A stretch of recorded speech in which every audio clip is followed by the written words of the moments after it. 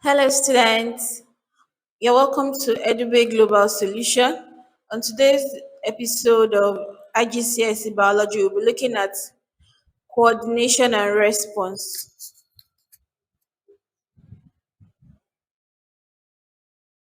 The nervous system in mammals and vertebrates, the nervous system consists of the brain and spinal cord, which together form the central nervous system, CNS for short. The CNS, that is the central nervous system, is connected to various parts of the body by the by another set of nervous system called peripheral nervous system, that is the PNS.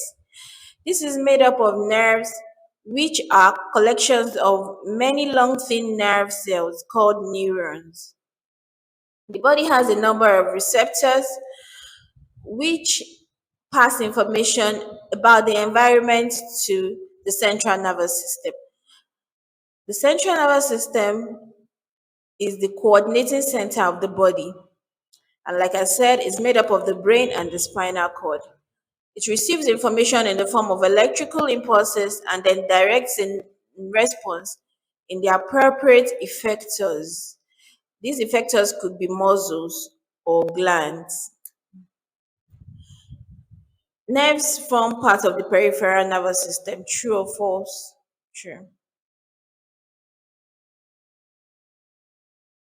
The brain. The brain is the most highly developed part of the central nervous system. The functions of the brain involve the following. The cerebrum. The cerebrum is a part of the brain in which the following takes place: coordination, control, and reception. Coordination of the organs of the body, control of voluntary actions, and reception of sensation. The cerebrum is in the form of two matching halves, that is the cerebral hemispheres. The other parts of the brain includes this, apart from the cerebrum, includes the cerebellum, the medulla, hypothalamus, and the pituitary gland. At the front of the cerebrum is the region for memory and morals, and at the back lies the region for sight. The cerebellum, on its part, is responsible for balance and instinct, while the medulla controls unconscious activities such as heartbeat and breathing. The hypothalamus is the homeostat of the body. It's referred to as the homeostat of the body. It monitors changes, particularly in the blood. So on this slide, we have a question. It says, which numbered parts form the central nervous system? Like we earlier said, the central nervous system is made up of the brain and the spinal cord. So that will be one and two.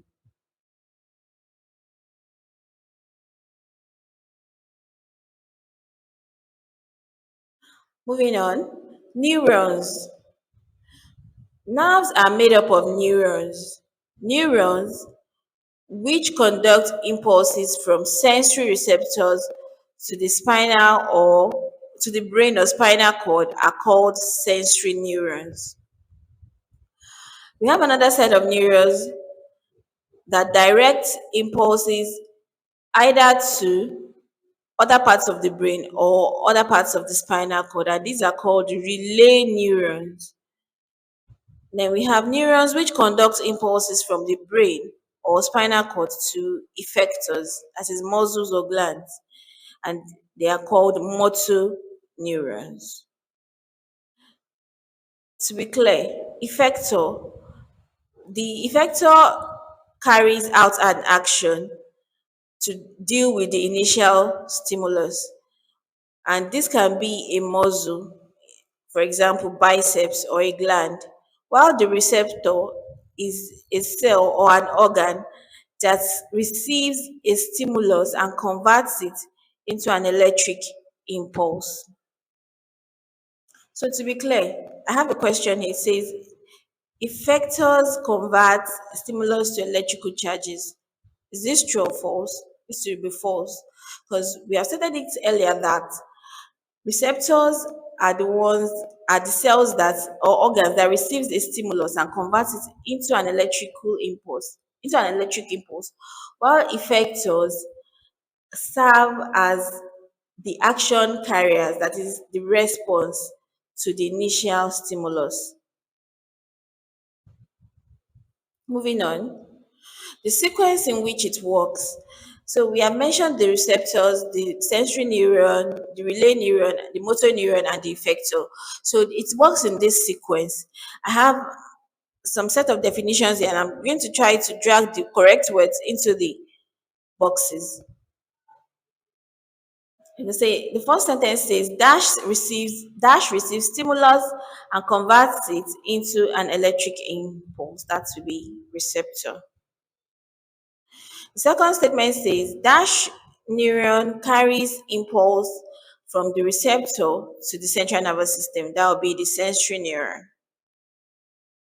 Dash neuron carries impulse slowly across the spinal cord. That will be the connector or relay neuron. Dash neuron carries impulse from the central nervous system to the effector. That will be the motor neuron.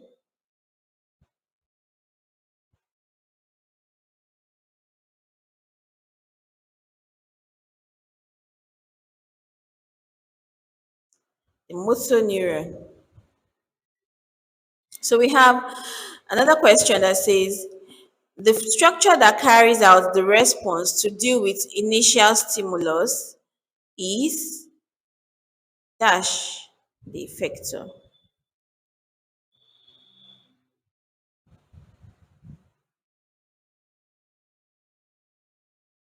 Okay, you're all correct.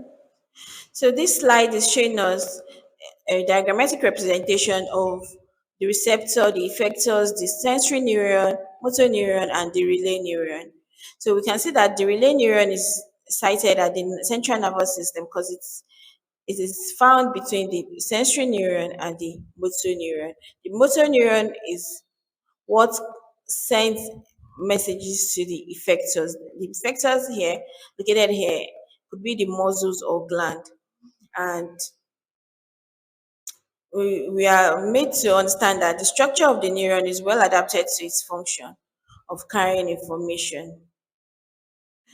Reflex action. Reflex action is a rapid automatic response to stimulus.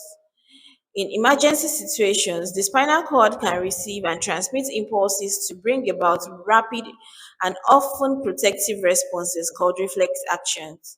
The central region of the spinal cord, that is the gray matter, contains nerve cells which are relay neurons that are involved solely in the process of reflex action.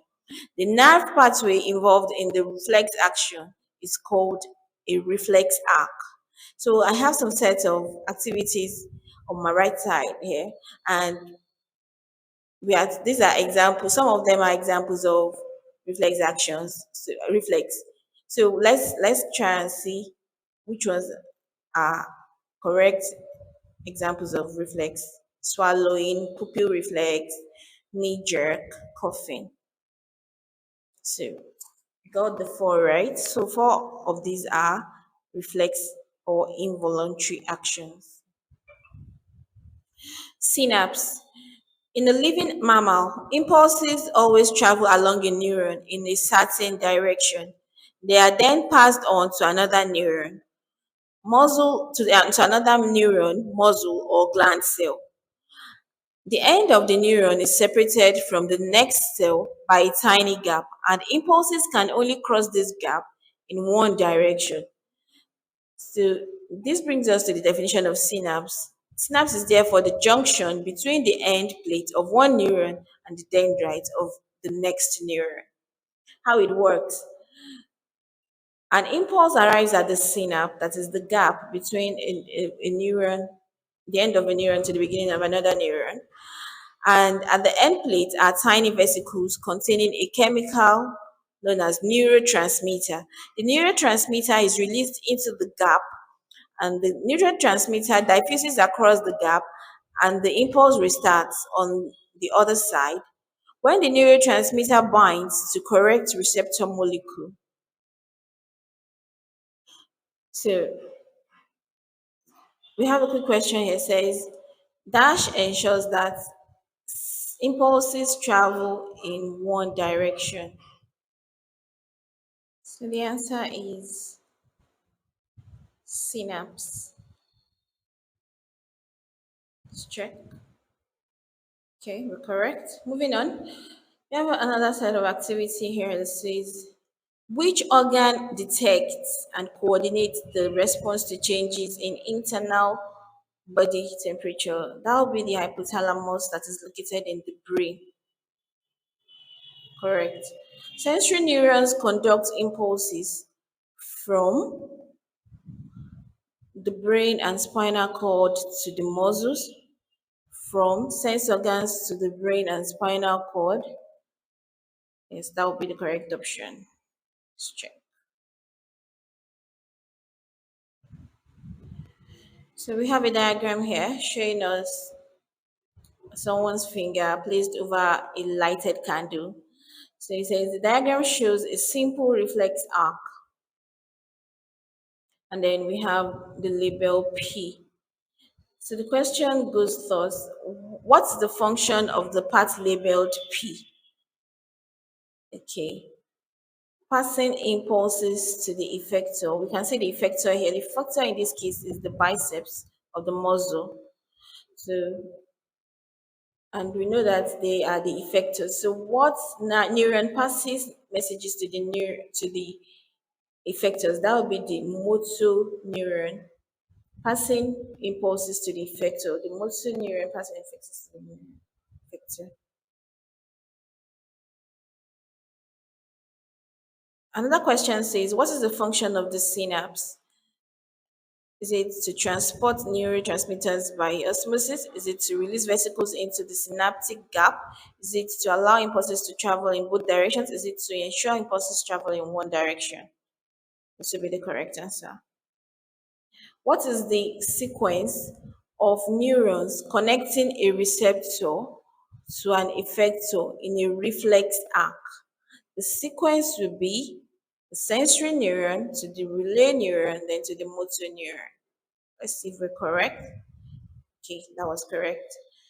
So with this, we come to the end of this episode. Remember to check us out on www.edubbey.com and watch out for the next series.